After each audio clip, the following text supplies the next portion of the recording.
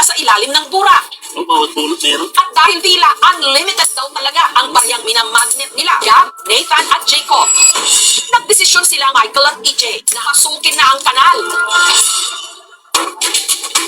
Ang lalim ng kanal, nasa 4 feet. Nakayuko po. Nakaganyan lang po sila. Dahil maliit lang po yung anak ko. Gumapang po yung anak ko papunta dun sa talagang kanal na pinagpupunutan na din ang mga barya. Hanggang Ayun po. sapa lang po yung tubig. Babaho po, ma'am. Ang unang salang pa lang daw ni Michael, bumaharaw talaga ng barya. Naka 400 pesos po silang mga barya. Tuwang-tuwa po sila na nakakuha sila ng ganun karami ng pera. Corn rice po.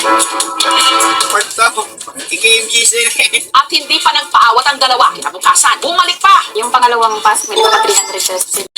At mukhang nakajapat daw sila sa kanilang pangatlong subok. Dahil sa pagkakataong yon, hindi na lang isa-isang barya ang kanilang nakuha. May mga nakaplastik ng barya. Magkano kaya lahat ito? Lumisigaw si yung anak kong si Michael. Pero sa kanal. Pero ang 1 million peso question ngayon, O, bawat pulot meron. paanong sa ilalim ng kanal tila bumabaha ng barya na nakaplastik pa? Kayo pa nang nangyari nagkakuha ng mga bayan sa... Kaninong pera ang mga ito? Pero sa kanal. Susunod para makumpirma kung meron pa nga bang mga baryang nakalubog sa kanal. Ang pamunuan ng Barangay 14 nag-general cleaning. May makuha pa kaya sila? O, bawat pulot meron. Hahalukayan natin ang sagot sa aming pagbabalik.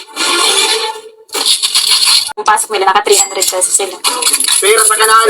Pero sa pangatlong subok daw ni Michael na pasukin ang kanal, nanlaki ang kanyang mga mata. May mga nakaplastik ng barya. May dalang pirasong 20 pesos. 60 pesos din na buong tagsasampo.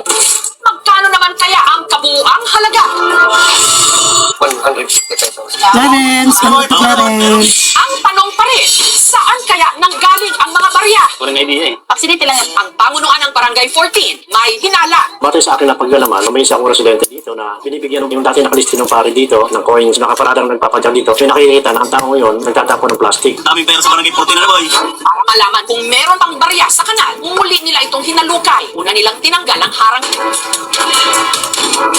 Pagkababa, kinapakapa ang ilalim ng para sa kanyang pampaospital. Nakatigong sila mga 1K plus. Pero kulang na kulang ito dahil ang kailangan para matuloy ang inirekomendang operasyon, 150,000 pesos. Bahalag semento na lang sa dok kay wala naman wala. Di man ma-afford ng 50K. Sana ko bahalag iwi na lang dok sa kay magamit yapon na akong kamot. Mahigit isang buwan matapos ipasimento ang kanyang braso, nagpapagaling pa rin si Alex sa bahay ng kaibigan niyang si Christian kung saan siya pansamantalang nakikituloy. Maligo ko ma'am kay 3 ako. Tabunan na ako kuan. Kamot na ko towel. So magbaho siya kay di magud matarong og limpyo. Para makakain, kailangan pa siyang tulungan.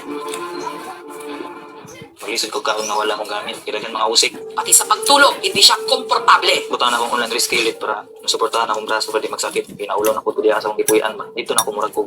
Dito na ako nakabating ang murag kong nagmahay. Iba ko lang siyang tambagan nga. Kusog ra og taog akong lawas. Mas in. Sige ko utot-utot. Ang gidang tanan, ang gidang trabaho, kuwang gusto. Sige ko utot-utot kas. Gusto. Ako gipanuhot. Tira ko Nabaguhan ba? Dagkuloy nga sa gamay.